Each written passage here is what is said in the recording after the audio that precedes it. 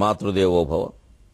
దీనముఖము తోడ భవదీయ ముఖమును చూచుటొక్కటే నేను నరింపగల్గు మహనీయ జపము తపము తల్లిరో. మేనున లోన పైన నను మృంగగ చూచు మహాపిశాచమౌ మానసమంతరించుటకు మార్గము నాకిది ఒకటే సుమీ. మానసమంతరించుటకు మార్గము నాకిది ఒకటే సుమీ. ఏబిఎన్ ఆంధ్రజ్యోతి ప్రేక్షక మహాశయులందరికీ నవజీవన వేదం అనే కార్యక్రమంలో 913వ భాగానికి స్వాగతం పలుకుతాం. ఇంతగా సెల్ ఫోన్ గురించి ఇంటర్నెట్ గురించి తెలుసుకున్నాక మనం గ్రహించవలసింది ఏమిటి అంటే మర్మమెరుంగలేరే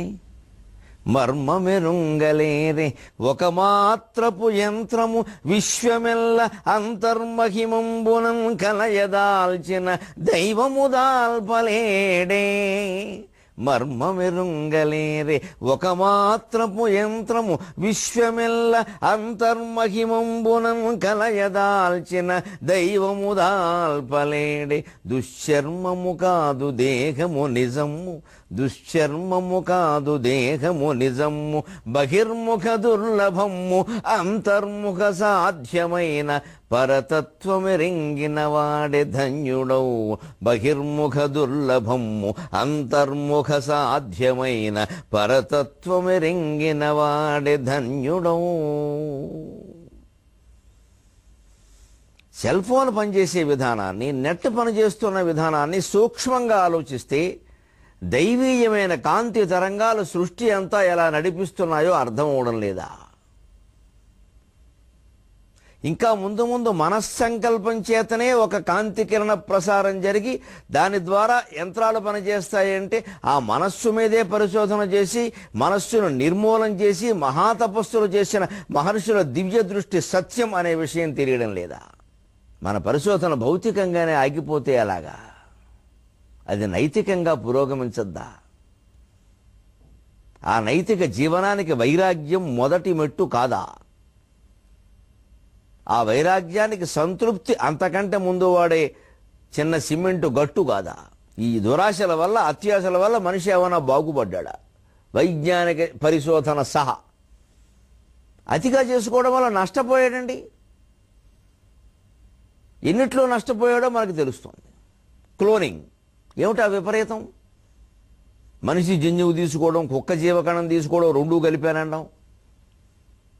రావి చెట్టు విత్తనం తీసుకోవడం, వేప చెట్టు విత్తనం తీసుకోవడం, రెండూ కలిపానండం. ఎందుకు కలపడం? ఏమిటో ఆ విపరీతం? సృష్టి మొత్తం నాశనం అయిపోయే పనులు ఇవన్నీ. రకరకాల జీవకణాల్లో వైరుధ్యం కాదు, వైవిధ్యభరితమే అని ఉంటాయి. ఆ వైవిధ్యాలు ఏకం చేస్తే వైరుధ్యం అవుతుంది. అసలు తత్వశాస్త్ర గ్రంథాల్లో చెప్పిన సృష్టి రహస్యం ఏమిటంటే, మనం ఏదో లోకం బాగుపడాలంటామా? లోకం అంతా బాగుపడితే, లోకం అంతా మంచితనమే ఉంటే తక్షణం లోకం మాయమవుతుంది. అది జరిగే పరిణామం. లోకం అంతా చెడ్డతనమే ఉన్నా తక్షణం మాయమవుతుంది. లోకం ఎందుకు ఉంది అంటే మంచి చెడ్డ రెండు ఉండబట్టే ఉంటాయి. నువ్వు మంచిగా ఉండి సరిపోయింది. లోకం అంతా మంచి అయిపోవాలని తాపత్రయపడితే మనకు గుండెపోటు వస్తుంది, కానీ అది కాదు.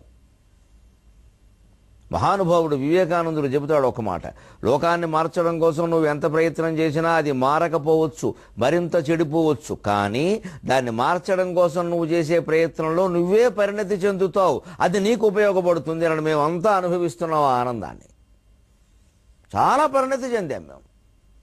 ప్రయత్నం అంతా రకరకాల చదువుకోవడం, ఏదో మంచి మాటలు చెబుతాం, లోకం మారుతుంది కదా అంటే మంచి మార్పే కదా. మారడం అంటే బాగుంటే మారడం ఎందుకండి? ఇంకాస్త మంచి మార్పు వస్తుంది అనే కదా. కానీ ఎవరు మారుతున్నారో, ఎంత మారుతున్నారో మాకు తెలియదు. కానీ మా హృదయం చాలా పరిణతం అవుతుంది రకరకాల గ్రంథాలు చదవడం వల్ల, చెప్పేందుకు ప్రయత్నం చేయడం వల్ల. మా జీవితాలు బాగున్నాయి చాలు. అంతవరకు స్వార్థం అనుకున్నా మంచిదే, పర్వాలా. నాకైనా ఉపయోగపడింది నేను చెప్పే మాట. ఎంతోమందికి ఉపయోగపడుతోంది, తెలుస్తూనే ఉంది. లేకపోతే ఈ వాట్సాప్లోనూ యూట్యూబ్లోనూ విపరీతంగా చిన్న చిన్న బిడ్స్ అన్ని ప్రచారం అవుతుంటే ఉరికే అవుతాయా? వాళ్ళకి నచ్చిందే ఎవరైనా ప్రచారం చేస్తారా, చూస్తారా? అంటే మేలు జరుగుతుంది. ఆ మేలేమో మాకు పూర్తిగా తెలియదు. కానీ మా వరకు మా హృదయాల్లో జరుగుతున్న మేలేమిటంటే, మా హృదయం చాలా విశాలం అవుతుందమ్మా రోజు రోజుకి. హార్ట్ ఎన్లార్జ్మెంట్ కాదు, హృదయం విశాలం అవుతుంది. అదే వ్యక్తిలో వచ్చే పరిణతి. అంచేత లోకమంతా బాగుపడిపోయే వరకు నాకు మనశ్శాంతి లేదు అంటే వీడు ముందు గుండెపోటు వచ్చి పోతాడు. అది జరిగే పని కాదు. అది బాగుపడితే లోకం ఉండదు అసలు. ఎప్పుడూ మంచి చెడ్డలు ఉంటూనే ఉంటాయి. అలాగని పూర్తిగా చెడిపోవడం పద్ధతి కాదు, అలా కూడా ఉండదు. మనం బాగున్నావా లేదా, మనం మంచిగా ఉన్నావా లేదా, బాగున్నామంటే అభివృద్ధి కాదు, మంచిగా ఉన్నావా లేదా, మన పని మనం చేస్తున్నావా లేదా, మన లంచం పుచ్చుకోకుండా ఉందా వీలైతే నివారణ చేయగలిగినంత వరకు చేద్దాం. అంతేగాని మొత్తం మా ఆఫీసులో లంచగొండితనం నిర్మూలన అయ్యే వరకు నేను ఆఫీసులో అడుగు పెట్టదలుచుకోలేదు అన్నట్టు వీడు ఉద్యోగం పోతుంది, చేసేదేం లేదు. ఇక్కడ ఇంట్లో కూర్చుంటాడు. అప్పుడు ఇంట్లో వాళ్ళు అంటారు నువ్వు ఇక్కడ కూడా అడుగు పెట్టడానికి వీల్లేదు బొమ్మంటారు. అయిపోయింది శని. నువ్వు లంచం పుచ్చుకోకుండా ఉండగానే ఆఫీసులో మొత్తం లంచం పోయే వరకు నేను అన్నం తిన్నాం నీళ్లు తాగనంటే ప్రాణం పోతుంది. ఇదే అజ్ఞానం. విశ్వాన్నంతా ఒక శక్తి నడిపిస్తోంది. ఆ శక్తి ఎప్పుడు శక్తి మంచికి చెడ్డకి వినియోగిస్తుంది. అందుకే చాలామంది పొరపాటు పడతారు. విశ్వమంతా విష్ణువు కదండి, అంటే మంచిగా ఉండాలి కదండి అనేం లేదు. ధర్మాధర్మ వివర్జిత అణు బృహత్ కృషిస్థూలో గుణభృన్ నిర్గుణో మహాన్. గుణభృత్ అయినే నిర్గుణుడైనే అణువైనే బృహత్ అయినంటే అంతా మంచి ఎలా ఉంటుందండి అని ఆయన చెబుతుంటే ఓ పక్క మనం మన దారిని మనం ఉండం మానేసి లోకాన్నంతా ఏదో మొత్తం మల్లగోళాలు చేసేయాలనుకోవడం, వీడు మరమరాలు అయిపోతాడు, చివరికి ప్రశాంతతను కోల్పోతాడు. అలాగని మానేయమని కాదు, మనకు తెలుసున్నంతలో మనం చెప్పవలసింది ఏదో చెబుతాం, వెంటనే అక్కడ ఆగిపోవాలి ఆ విషయం. ఇక మళ్ళీ దాని గురించి వాళ్ళు చేశారా లేదా, మారిందా లేదా, ఇదేం స్కూల్లో టీచర్ కాదు పిల్లాడు హోంవర్క్ చేశాడా లేదా చూస్తూ కూర్చోడానికి ఆ బాధ్యత ఏముండదు. మన దాన్ని మనం ఎలా ఉండాలో అలా ఉండడం. మనం అడిగారు కాబట్టి 2 మంచి మొక్కలు చెప్పాం, ఆ పైన వాళ్ళ ఇష్టం. అప్పుడు ఇతను నిశ్చింతగా ఉంటాడు, ఇతను తపస్సు సాగుతుంది. ఒక యంత్రం, ఒక మాత్రపు యంత్రము విశ్వమెల్ల అంతర్మహిమంబునన్ కలయదాల్చిన దైవము దాల్పలేడే. ఓ సెల్ ఫోన్ లాంటి యంత్రం, ఇంటర్నెట్ లాంటి యంత్రం మొత్తం విశ్వమంతా తనలో ధరించి నడిపిస్తోందంటే ఆ పని దేవుడు చేయలేడా? ఒక మాత్రపు యంత్రం చేస్తోంది. విశ్వమంతా ఒక శక్తి ఈ పని చేస్తున్నాడు, విశ్వమంతా నిండిన శక్తి ఆ పని చేయలేదా? అందుకే ఆ విషయం తెలియాలి అంటే దుశ్చర్మము కాదు దేహము నిజము. ఈ కేవలం ఈ శరీరం అనేది ఏదో చర్మం అనుకోవడం, దీంట్లో ఏమీ లేదనుకోవడం, ఆ వైరాగ్య భావంలో కూడా ఇది మంచిది కాదు. శరీరమాద్యం కలు ధర్మ సాధనం అన్నాడు శివుడంతటి వాడు కాళిదాసు కుమార సంభవంలో. అనేక రకాల ధర్మకార్యాలు సాధించడానికి శరీరమే మూలం. శరీరాన్ని పోషించుకోవాలి, తగిన తిండి తినాలి, దాన్ని కృషింప చేయకూడదు. ఆత్మని భగవద్గీతలో కూడా చెబుతాడు, మాం చైవాంత శరీరస్థం కరిషయంతః అంటాడు. విపరీతంగా ఉపవాసాలు చేసేవాడు లోపల ఉన్న నన్ను కూడా బాధ పెడుతున్నాడు అయ్యా అంటాడు. అంటే భగవంతుడికి అన్నం అవసరమా? అన్నం లేకపోతే కృషిస్తాడా? జీవుడు జీవలక్షణం ఒకటి ఉంచి చూడండి. ఆ జీవుణ్ణి ప్రాణాలు శరీరానికి పట్టి ఉంచుతాయి. అది రహస్యం. అక్కడ జీవశక్తిని ప్రాణశక్తి శరీరానికి పట్టి ఉంచుతుంది. ఈ శరీరం దాన్ని పట్టి ఉంచుకోగలిగే శక్తి ఎప్పుడైతే కోల్పోయిందో ప్రాణశక్తి మరింత శక్తిని అందించే ప్రయత్నం చేస్తుందండి. అందించే శక్తిని కూడా అది అందుకోలేకపోతే ఇక ప్రాణం పట్టుకోలేక ఆ జీవుని వదిలేస్తున్న విడబోతల పైకి. అదే ప్రాణం పోవడం. శరీర ఆరోగ్యం కాపాడుకోవడం అందుకు అవసరం. ఎంత కాపాడుకున్నా ఒకనాటికి పోతుంది తప్పదు. ఎందుకంటే దాని చక్రం దానికి ఉంది, దాని పరివర్తన దానికి ఉంది. కానీ ఉన్నంతవరకు కాపాడుకో. ఆ ప్రాణశక్తి అంటే ప్రాణ అపానే అన్నం. అందుకే అన్నం తినేటప్పుడు బ్రాహ్మణులు ప్రత్యేక ప్రాణ యస్వాక, అపాన యస్వాక, వ్యాన యస్వాక, ఉదాన యస్వాక, సమాన యస్వాక 5 మెతుకులు ఖచ్చితంగా నోట్లో వేసుకుంటారు విడివిడిగా. అదే ప్రాణాయస్వాక అంటారు. ప్రాణం అనేటువంటి శక్తికి ఇవ్వడానికి ఈ మెతుకు, అపానానికి ఈ మెతుకు, ఉదానానికి ఈ మెతుకు, సమానానికి ఈ మెతుకు, వ్యానానికి ఈ మెతుకు. ఊరికే మాదిరి కోసం అది ఒకటే సరిపోతుందని కాదు అక్కడ. అంటే ఈ అన్నం ద్వారా పంచప్రాణశక్తుల్ని మనం పోషించుకోవాలి. ఎందుకు? మనకి మేలు జరగడానికి, ప్రపంచానికి మేలు జరగడానికి. ప్రపంచం అంతా ఈ రోజే ఇప్పుడే మేలు జరిగిపోతుంది, మేలుకుంటుంది అనుకోవడం ఒట్టి కళ్ళ మాట, జరిగేది కాదు. కానీ ఈ ప్రయత్నంలో చేసేవాడికి మేలు జరుగుతుంది. వాడు హృదయం పరిణితం అవుతుంది, మనస్సు విశాలం అవుతుంది. అది గ్రహిస్తే అందుకే దుశ్చర్మము కాదు దేహము నిజము, బహిర్ముఖ దుర్లభము అంతర్ముఖ సాధ్యమైన పరతత్వమెరుంగుట ఎరింగిన వాడే ధన్యుడు. ఆ మనస్సుని వీలైనంత బహిర్ముఖం కాకుండా చాలా సమయం మనం అంతర్ముఖం చేయాలి. అంతర్ముఖం చేయాలంటే ఏకాంతంగానే ఉండాలి. ఎవరితోనూ ఎక్కువ మాట్లాడకూడదు, అవసరమైనది తప్ప. ఏ పనులు నెత్తి మీద వేసుకోకూడదు, అవసరమైనవి తప్ప. అలాగే ఒంటరిగా ఉన్నంత మాత్రాన ఒంటరిగా ఉన్నట్టు కాదు, ఏమీ ఆలోచించకుండా ఉంటేనే ఒంటరిగా ఉన్నట్టు. ఏమీ ఆలోచించకూడదంటే పని చెయ్యనప్పుడు, వారితో మాట్లాడే పని లేనప్పుడు ఆ విషయం ఆలోచించడం కూడా అనవసరమే కదా. ఇది ఆలోచిస్తే అర్థమవుతుంది. అంతగా వస్తే అప్పుడు ఆలోచించవచ్చు కదా. లేదండి ఒంటరిగా కూర్చుని కూడా మాటలైనా మానేస్తామేమో కానీ ఆలోచన మానలేమండి. 100 ఆలోచనలు మనస్సును కమ్ముతూ ఉంటున్నాం అంటే చాలా బిజీగా ఉన్నాం మనం, ఒంటరిగా ఏం లేవు. అంతర్ముఖ దుర్లభము బహిర్ముఖ దుర్లభము అంతర్ముఖ సాధ్యమైన పరతత్వమెరుంగక సాధనం అది. పరతత్వమెరింగిన వాడు ధన్యుడే కాదు, మన్నించండి అక్కడ అలా లేదు పద్యాలు. పరతత్వమెరుంగక సాధనం అది. పరతత్వాన్ని తెలుసుకోవడానికి శరీరమే సాధనం అండి. అంచేది ఇక చేయవలసిన పరిశోధనలన్నీ మన శరీరం మీద మనమే చేయాలి, అంతర్ముఖంగా ఆధ్యాత్మికంగా. దానికి భారతదేశమే దిక్కు ప్రపంచం మొత్తానికి. ఎందుకంటే ఆ రకమైన పరిశోధనలు ఇక్కడ వేల ఏళ్ల క్రితమే జరిగాయి. మన వాళ్ళు భౌతిక శాస్త్రాన్ని కొంచెం నిర్లక్ష్యం చేయడంలో కూడా బహుశా ఈ ఆత్మీయమైన దృష్టి పెరగడమే ప్రధాన కారణం అండి. ఏముంది, ఏం చేసినా ఏం ఉండదు, చివరికి ఎందుకు వచ్చింది ఇది అని మానేశారు. అంతేగాని చేయలేక కాదు. అయితే అది చివరికి ఎలా వెళ్ళిపోయింది అంటే అన్నిటికీ వాళ్ళని భిక్షాటన చేసే స్థితికి వెళ్ళిపోయింది. మా వంటి వాళ్ళని బాధపడేది అది. వైజ్ఞానిక ప్రగతి ఎంత ముదిరినా అది ఆధ్యాత్మికంగా నడవకపోతే ఇబ్బంది. ఆధ్యాత్మిక ప్రగతే ముఖ్యం వైజ్ఞానిక ప్రగతి కంటే, అందులో సందేహమే లేదు. కానీ ఆ పేరు మీద దీన్ని పూర్తిగా నిర్లక్ష్యం చేసేస్తే చివరికి వాడే పేస్టు దగ్గర నుంచి అమెరికా వాడు ఇవ్వాల్సిన కర్మ ఏమిటండి, అంత వ్యామోహం ఏమిటండి. ఈ చెవిలో పెట్టుకునే దూదులు, పళ్ళు కుట్టుకునే పుల్లలు కూడా అక్కడి నుంచి రావాలా. ఇవాళ రాజధాని నిర్మాణం చేయాలి, భవనాలు కట్టాలి, ప్రాజెక్టులు కట్టాలంటే సింగపూర్కి ఇచ్చేవాళ్ళు, జపాన్కి ఇచ్చేవాళ్లే కానీ మన దేశంలో ఎవడన్నా ఉన్నాడని ఆలోచించట్లేదు అసలు. దేవతామూర్తుల విగ్రహాలు కూడా విదేశాల్లో తయారు చేస్తున్నాం. ఇంత ముదిరిపోవాలా? విజ్ఞానానికి ఇంత వ్యతిరేకమా మనం, ఇంత బద్ధకమా? అది మా బాధ. అంతేగాని వైజ్ఞానిక ప్రగతి ఆధ్యాత్మిక ప్రగతి కంటే గొప్పది అని నేను కాదు, ఏ ఆధ్యాత్మికవేత్త చెప్పడం. చెబితే వాడు ఆధ్యాత్మికవేత్త కావడం. దీన్ని అశ్రద్ధ చేయవలసిన అవసరం లేదు. అది శరీర మాధ్యం కలు ధర్మసాధం. విపరీతమైతే ఏం జరుగుతుంది, క్లోనింగ్ ద్వారా ఏం జరుగుతుందో చూస్తున్నాం. ఆవు పిల్లకేమో కుక్క పిల్ల పుట్టిందన్నా ఆవు దూడకి ఏం పని? ఆవు కుక్క దూడ పుట్టడం ఏంటండి? ఆవుకేమో కుక్క పిల్ల పుడుతుందా? ఆ కుక్క పిల్ల కోతి పిల్ల పుట్టించామన్నాం, జన్యు కణాలు కలిపామన్నాం. ఎందుకది? విపరీతాలు అవుతాయి. ఇవన్నీ భయంకర వ్యాధులు వ్యాపిస్తాయి. ఎందుకంటే కొన్ని రకాల జన్యువులు కలవకూడదు, కలిస్తే ప్రమాదం అది. అలాగే టెస్ట్ ట్యూబ్ బేబీల దగ్గర నుంచి ఇంకేదో సరోగసి అన్నారు. ఇటు ఒకరి గర్భం ఒకరు ధరించారంట, ఎవరికో ఇస్తారట, వారు ధరిస్తారట. ఇంక అంత బద్ధకాలు వచ్చాయండి. కడుపులో పెట్టుకుని 9 నెలలు మొయ్యలేని వాళ్ళు ఏ రకంగా ఆ పిల్లాడు మావాడని చెప్తారండి? పైగా దాని పేరే సరోగసి, చాలా గొప్ప మాట. సరోగసి, రోగ సహిత. దాంతో అన్ని రోగాలు వస్తాయి. అరోగసి అంటే రోగం లేకపోవడం, సరోగసి అంటే రోగాలు ఉండడం. ఎవరెవరో జన్యువులు ఏమిటి, ఎక్కడెక్కడో కలపడం ఏమిటి, ఎవరో మొయ్యడం ఏమిటి, ఈవిడి పిండం తయారవడం, ఆవిడేమో మొయ్యడం ఏమిటి, అక్కడ కండం ఏమిటి, ఆ బేబీని ఈవిడని అనుకోవడం ఏంటి, భ్రమ కాకపోతే.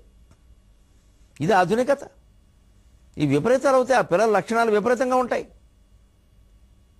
బిడ్డ కేవలం కడుపులో పడ్డం కాదండి, కడుపులో 9 నెలలు ఉండాలి. స్కూల్లో పిల్లల్ని చేర్పించగానే సరిపోయిందా? రోజు బడికి పంపొద్దా? ఆలోచించండి. స్కూల్లో చేర్పిస్తే చాలండి, మంచి మార్కులు వస్తాయని ఎవడో అంటాడు. అంటే చేర్పిస్తాం, తీసుకొచ్చేస్తే మన్నాడు నుంచి బడికి వెళ్ళకపోతే వస్తాయా? అలాగే కడుపులో బిడ్డ పడినప్పుడైనా, పడిన తర్వాత ఎవరి కడుపులోనే పెంచుతారా? వాళ్ళ లక్షణాలే వస్తాయి. తర్వాత బాధపడితే ఉపయోగం ఏంటి? అద్దెకి గర్భములు ఇవ్వబడిన ఏ స్థితికి తీసుకెళ్ళాం ప్రపంచాన్ని? పోనీ ఇంత చేసే పరిశోధన ప్రపంచాన్ని మొత్తం ముంచేస్తున్న ఎయిడ్స్ మీద చేయడం లేదు, క్యాన్సర్ మీద చేయడం లేదు. అనుకుంటే చేయలేమా? ఈ శ్రద్ధ దాని మీద పెట్టకూడదా? వ్యాపారం మొదలు పెట్టకుండా మనవాళ్ళు బాగుండాలని మనం ఆ మాత్రం చేయలేమా? 1,00,000 గంటలు వెలిగే బల్బులు కనుగొన్నారండి విదేశాల్లో. 1,00,000 గంటలు ఏకధాటిగా ఆరకుండా.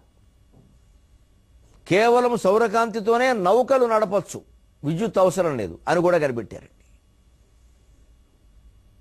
ఓ పక్క అత్యున్నతమైనటువంటి వైజ్ఞానిక ప్రగతి కనిపిస్తోంది, ఓ పక్క అత్యధమైనటువంటి మానవ చింతన కనిపిస్తుంది. అందుకే ఇక్కడ సముద్రం ఉంటుంది. అరసితి మానవ ప్రగతి యాత్ర శిలాయుగమందు నుండి సైబరు యుగమందు చేరినది బ్రహ్మకు దిమదిరుంగునట్లు. అరసితి మానవ ప్రగతి యాత్ర శిలాయుగమందు నుండి సైబరు యుగమందు చేరినది బ్రహ్మకు దిమదిరుంగునట్లు. సంబరపడిపోవ ఈ ప్రగతి పంటలు చాలవే, సంబరపడిపోవ ఈ ప్రగతి పంటలు చాలవే. ఆత్మశోధనం త్వరపడుడింకనైన ఆత్మశోధనం త్వరపడుడింకనైన పరతత్వమెరింగిన వాడే ధన్యుడౌ. ఈ విజ్ఞాన యుగాన్ని, ఈ వైజ్ఞానిక ఆవిష్కరణల ఆశ్వాసాన్ని ఇంచుమించుగా ముగింపు తీసుకొస్తూ తరంగం చెబుతోంది ఇక్కడ. అరసితి మానవ ప్రగతి యాత్ర. మనిషి వైజ్ఞానికంగా సాధించిన ప్రగతి అంతా సముద్రం రూపంలో చుట్టూ ఉండి నేను చూశానయ్యా. శిలాయుగమందు నుండి సైబర్ యుగమందు చేరినది. ఎక్కడో పాత రాతి యుగం నుంచి సైబర్ యుగంలోకి వచ్చేసాం. నేరాలు కూడా సైబర్ నేరాలే నాయన. నైబర్ నేరాలు లేవు, సైబర్ నేరాలు. ఇప్పుడు సైబరే మన నైబరు. ఎవరు పక్కింటి వాడు ఏమైనా చేస్తాడేమో అనుకునేవాడు ఇప్పుడు సైబర్ నైబర్ అయ్యాడు. సైబర్ నేరాలే, నైబర్ నేరాలు లేవు. సైబర్ యుగమందు చేరినది. ఆ ఎక్కడో రాతి యుగం నుంచి సైబర్ యుగంలోకి వచ్చేసాడు. బ్రహ్మకు దిమ్మ తిరుగునట్టు చాలు ఆయన. బ్రహ్మదేవుడు దిమ్మ తిరుగుతోంది మీ వైజ్ఞానిక ఆవిష్కరణలకి. సంబరపడిపోవ ఈ ప్రగతి పంటలు చాలవి. మీరు సంబరపడడానికి ఈ ప్రగతి సరిపోదా? ఇంకా విపరీతాలు చేసుకోవాలా? క్లోనింగ్లు చేసి, ఇంకా సరోగసీలు చేసి, విపరీతాలు చేసి, రకరకాలు చేసి, సృష్టికి ప్రతి సృష్టి అంటూ విశ్వామిత్రుడు చేశాడు. మన పురాణాల్లో ఉన్న కథ ఏది? ఇలాంటి పనులు చేయొద్దని చెప్పడానికే ఆశ్చర్య అక్కడ చెప్పారు. ఆ చరిత్ర చెప్పారు మనకి. ఆయన విపరీతాలు చేశారండి. తపశ్శక్తి అంతా ఉపయోగించి మరో సింహాసనం, మరో చింతామణి పీఠం, మరో కామధేనువు, మరో కల్పవృక్షం, మరో రంభ, మరో బంభ అని మొదలెట్టాడు. చివరికి ఆయన పేక మీదకి వచ్చేవని. ఈ వైజ్ఞానిక ప్రగతి పేరు మీద సృష్టికి చేసే ప్రతి సృష్టి కూడా అంతే అవుతుంది. సరిగ్గా మీరు ఆబ్దికంలో ఉండేటువంటి కూరల్ని గమనిస్తే బ్రహ్మ సృష్టి వండుతారు, విశ్వామిత్ర సృష్టి ఉండరు. సరిగ్గా విశ్వామిత్ర సృష్టి రూపంలో ఉండేటువంటి బంగాళదుంపలు, వంకాయలు వగైరా అనేక రకాల రోగాలకు కారణం అవుతాయి. బ్రహ్మ సృష్టిలో ఉండేటువంటి బెండకాయలు, చిలకడ దుంపలు వగైరా ఆరోగ్యానికి కారణం. బంగాళదుంపలు విశ్వామిత్ర సృష్టి. ఒళ్ళు పెంచేసేది, కొవ్వు పెంచేది అదే. చిలకడ దుంపలు పెంచవంతా. అసలు ఏమాత్రం చిన్న ఆరోగ్యంలో తేడా వచ్చినా కొంచెం వంకాయ తినొద్దని చెబుతారు వెంటనే. వంకాయ ఆబ్దికంలో వాడరు. వంకాయ కూర చాలా ఇష్టం తెలుగు వాళ్ళకి. అయినా మరి ఆబ్దికంలో ఉండరు. అది ఆరోగ్యప్రదమైనవి, సృష్టికి మూలం నుంచి ఉన్నవే వాడతారు. అంచేత ప్రతి సృష్టి చేసింది ఏమైంది? ప్రతీకారమే అయింది. అది మళ్ళీ విజ్ఞానం పేరు మీద చేస్తానంటే ఎలాగా? మంత్రశక్తి పేరు మీద ఆయన చేశాడు, యంత్రశక్తి పేరు మీద మనం చేస్తానంటున్నాం. ఆ ఫలితం చూసి కూడా ఎందుకని ఆ ఫలితం చూసి ఎందుకు నమ్మలేకపోతే? అది పుక్కిటి పురాణం అండి. అది కల్పించుకున్నది కదమ్మా, చరిత్రది. ఆయన మంత్రశక్తితో సాధించాడు. మంత్రశక్తి, తంత్రశక్తి, యంత్రశక్తి మూడు ఉన్నాయి. పదార్థం ఘన రూపంలో ఉంటే యంత్రశక్తితో సాధించాలి. అది ద్రవ రూపంలోకి పంపించగలిగితే తంత్రశక్తితో దాన్ని మార్చచ్చు. దాన్ని వాయు రూపంలోకి మార్చగలిగితే మంత్రశక్తితోనే దాన్ని మార్చచ్చు. ఘన ద్రవ వాయు స్థితులే కదండి పదార్థానికి ఉన్నవి. Solid state, liquid state, gaseous state, no other state. ఇది తెలుసుకోగలిగితే సృష్టితత్వం అంతా అర్థమవుతుంది. అరసితి మానవ ప్రగతి యాత్ర. శిలాయుగమందు నుండి సైబరు యుగమందు చేరినది బ్రహ్మకు దిమ్మ తీరుంగునట్లు. సంబరపడిపోవ ఈ ప్రగతి పంటలు చాలవే. ఆత్మశోధనం త్వరపడు ఇంకనైనా పరతత్వమెరింగిన వాడే ధన్యుడు. ఈ పరిశోధన అంతా ఆత్మజ్ఞానం కోసం చేయండి అయ్యా, అజ్ఞానం కోసం కాదు. ఈ భౌతికత ఎంత పెరిగినా ఇది అజ్ఞానానికి, ఆవేశాలకి, స్వార్థాలకి, అవినీతికే దారితీస్తుంది. ఎందుకంటే భౌతిక సంపద పెరిగిన కొద్దీ ఎవరో ఒకరు దాన్ని స్వాధీనం చేసుకోవాలని చూస్తారండి. చంద్రమండలానికి వెళ్ళిన అంగారకుడి మీద మకాం పెట్టిన గొడుగు ఉపయోగం ఏం లేదండి. అక్కడికి ముందు వెళ్ళిన వాడు ఒకడు వెళ్ళి అక్కడ ఒక గొడుగు ఎడతాడు, ఒక చుట్టుగూడు చేస్తాడు. వెంటనే ఆ తర్వాత ఓ డబ్బు ఉన్నవాడు ఆ పేటెంట్ హక్కు కొంటాడు. ఇక అక్కడి నుంచి నాది అంటాడు. ఇదివరకు అలాగే జరిగే వైజ్ఞానిక ప్రగతి అంతా మొత్తం ధనవంతులు కొనేశారు. అంచేతను పరతత్వ సాధనం, ఆత్మశోధనలో త్వరపడాలి. నేనెవరు, నేనెవరు, నేనెవరు? ఎన్నో రోజులుగా మిమ్మల్ని నేను ఏం కోరానో ఏం కోరలేదో తెలియదు. కానీ ఒక్క మాట కోరుతున్నా, నా కోసం ఒక్క 5 నిమిషాలు మీరు రాత్రి పడుకోబోయే ముందు నిశ్చలంగా అలా మంచం మీద పడుకుని నేనెవరు, నేనెవరు, నేనెవరు అని ఆలోచించండి. తెలిసినా మంచిది, తెలియపోయినా మంచిది. ఒక్క 5 నిమిషాలు గరికపాటి నరసింహారావు గారి కోసం ఈ పని చేస్తున్నాం. ఇన్నేళ్ల పాటు మనకి చెప్పినందుకు కాను, ఆయన రుణం తీర్చుకోవడానికి ఈ పని చేస్తున్నామని చెప్పేసి ఈ బక్క బ్రాహ్మడికి 5 నిమిషాలు దానం వేయండమ్మా. మగ ఆడ అందరూ నేనెవరు, నేనెవరు, నేనెవరు. తెలిసినా మంచిదే, తెలియపోయినా మంచిది, పిచ్చి అనుకున్నా మంచిది. విశ్రాంతిగా పడుకునే సమయంలో 5 నిమిషాలు. 6 నెలల్లో అనేక రహస్యాలు తెలుస్తాయి. 6 నెలల్లో దేహం నేనా, మనస్సు నేనా, ప్రాణం నేనా, ఇంద్రియాలు నేనా, బుద్ధి నేనా, ఏది నేను అని మీరే తర్కం చేయాలి. ఇంక ఏ గ్రంథాలు చూడొద్దు, ఎవరిని అడగద్దు. దేహమే నేనైతే కల్లో ధరించే శరీరం ఏది? ఈ దేహం ఇక్కడ ఉండగా ఇంకో దేహం ఎలా వస్తోంది? అది భ్రమ అయితే నాకు నిజమని ఎందుకు అనిపిస్తోంది? కళ భ్రమ అయితే ఈ పడుకున్న దేహానికి కలగంటున్నా ఉంటాం. మరి పడుకున్న దేహమేగా కొంటున్నది. ఈ పడుకున్న దేహం భ్రమలో పడుతోందా, కలలో ఉన్న దేహం భ్రమలో పడుతోందా? కలలో ఉన్న దేహానికి ఉండే అనుభూతులు పడుకున్న దేహానికి ఎలా వస్తున్నాయి? ఈ రెండింటి మధ్య అనుబంధం ఏంటి? స్వప్నాంతే జాగరితాంతే చోభేయేన అనుపశ్యత కఠోపనిషద్వాక్యం కళ్ళ ముందు కనపడుతుంది. ఆ తీరుగా పరిశోధన చేయాలి. పరతత్వమెరింగిన వాడి ధన్యుడవు. ఇప్పుడు ఇది విన్నాక ఒక్క మాట కవి అడుగుతున్నాడు సముద్రాన్ని. సముద్రమా, నాకు చిత్రంగా ఉంది. ప్రపంచంలో ఎందుకో భారతదేశం, ప్రధానంగా భారతదేశం, తూర్పు దేశాలన్నీ తాత్విక మార్గంలోనూ కళాసృష్టి మార్గంలోనూ వెళ్ళాయి.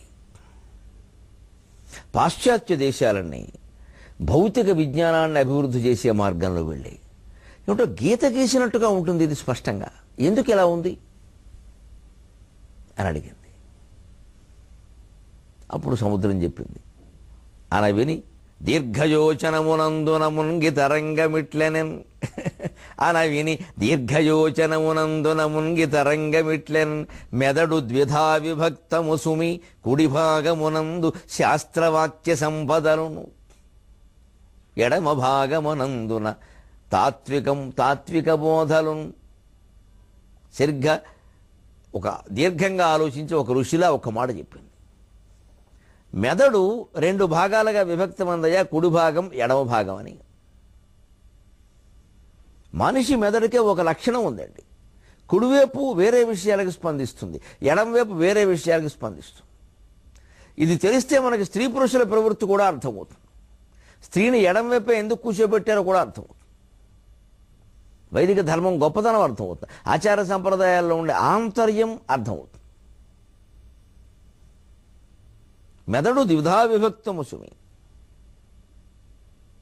కుడి భాగమునందు శాస్త్ర సంపదల ఫలంబులందు.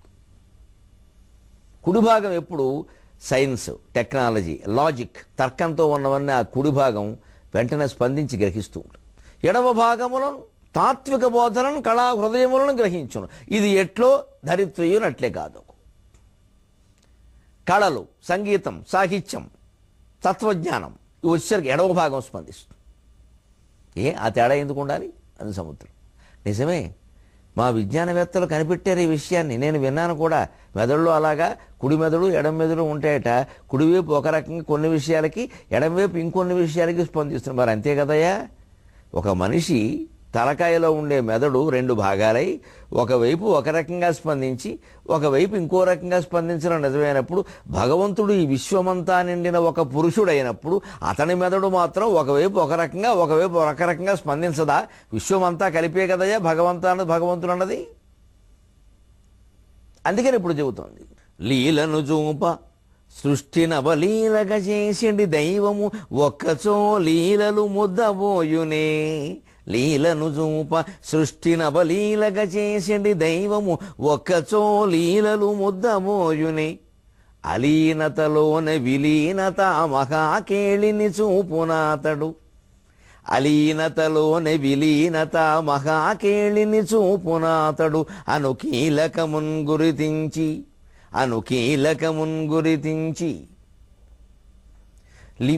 అలీనతలోన విలీనత మహాకేళిని చూపునాతడు. అనుకీలకమున్ గురితించి కావ్య విద్యాలలితాంగి శాస్త్రగుణధాముని పెండిలియాడుటొప్పగున్.